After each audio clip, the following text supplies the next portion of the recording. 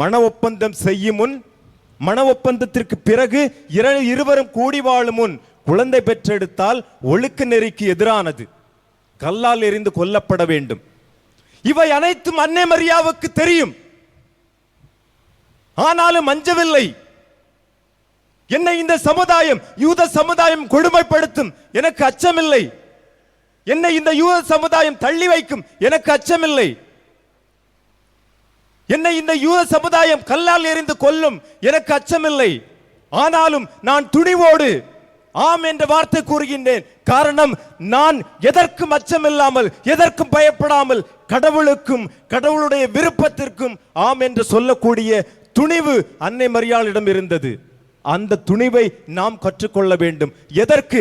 கடவுளுக்கும் கடவுளுடைய விருப்பத்திற்கும் ஆம் என்று சொல்லக்கூடிய துணிவு அன்னை மரியாள் நமக்கு கற்றுத்தருகின்ற முதல் பாடம்.